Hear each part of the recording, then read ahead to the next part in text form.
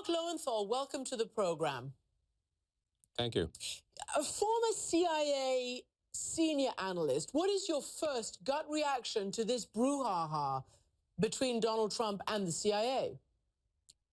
I think it's not just Trump and the CIA. It's the president-elect and the entire intelligence community. And I think it's unfortunate that they're getting off to such an awkward start in their relationship, because they need each other. And his beginning, the way this is beginning, it isn't good. It isn't good for a long-term successful relationship for either entity or for the United States.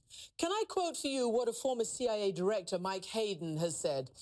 To have the president-elect of the United States simply reject the fact-based narrative that the intelligence community puts together because it conflicts with his a priori assumptions, wow. What is the actual danger of, if you like, personalizing and politicizing, intelligence? Unfortunately, or fortunately, policymakers can reject intelligence out of hand if they disagree with it. We are not speaking ex cathedra. That's why I hate the phrase, we speak truth to power. We don't necessarily have the truth. But I think the way in which he's rejected it is really the difficult part, just dismissing it out of hand, not saying, there may be something here. I mean, we've had intelligence rejected in the past. It's always a difficult moment for the intelligence community when this happens. But there's an edge to this that I think is really the problem here. Do you recall a particular intelligence that was rejected with consequences? Well, during the Cuban Missile Crisis, all of the intelligence analysts said that Khrushchev was not a gambler. He would never put missiles in Cuba. He wouldn't do it. And John McCone, who was the director, said, you guys got to go back and look at this again. I think you're wrong. And it turned out McCone was right. During the 2004 election, President Bush, he'd sort of fallen out of love with us.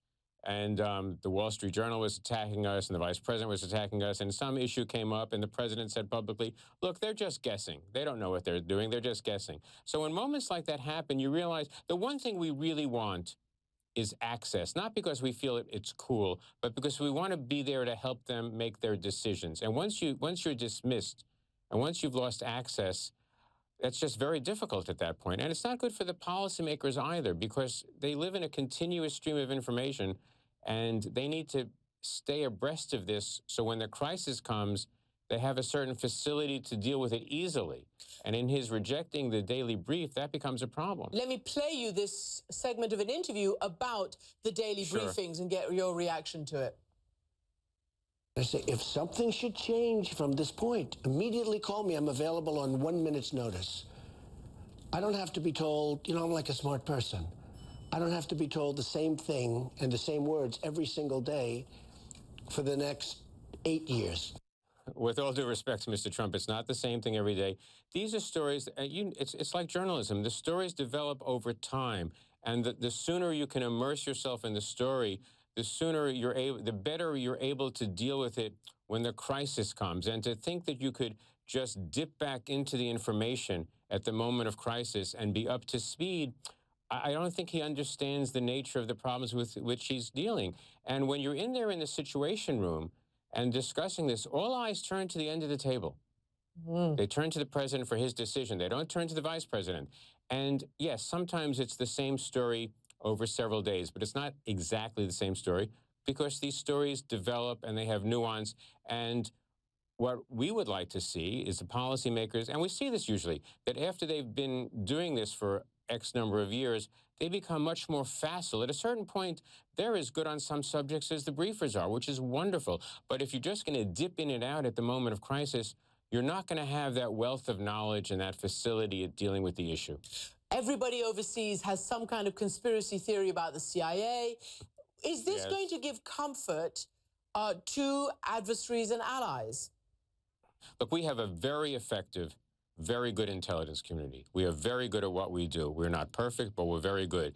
And for adversaries to realize, oh, these fellows don't have access anymore, this is wonderful, because they won't be able to tell him things, or they'll tell him things and he won't believe it. We have just gained a tremendous advantage. And I think it gives discomfort to our allies who realize that it may be harder for them to press points with the United States, because the intelligence doesn't have its usual seat at the table. Well, let us ask specifically then about Russia. Obviously, this is all about Russia hacking into the U.S. democratic process. And now the CIA is saying that it was doing so for the benefit of one candidate, Donald Trump, and against the benefit of the other candidate, Hillary Clinton. There is a lot of concern in Europe with upcoming elections, whether in France or in Germany, not to mention in places like the Balkans and the Baltic states. People are very concerned about the influence of the Russians in this regard. What can you tell us through your observation of the current scene? Well, I would say that even if Russia hadn't done it at this point, they've gained a tremendous advantage just by the fact that people say they've done it. So in terms of Putin's goals, he's already won just by people thinking he's done it. Putin clearly, he wants influence. He wants to be reaccepted as a great power. And now he's able to show, look, I can do this, or people think I can do this. So as I said, even if he hadn't done it, and I assume that there was some level of Russian cyber activity about our election, he's already gained a lot. And so now we have the German election coming up. We have the French election coming up. Those are important elections. And it's going to create doubts in these democracies about the electoral process, and that's another gain for Putin. Let me just read you, in conclusion, something that everybody's going to wonder why I haven't asked yet, and that is that Donald Trump said about the CIA, these are the same people that said Saddam Hussein had weapons of mass destruction. Right. So how do you live that down?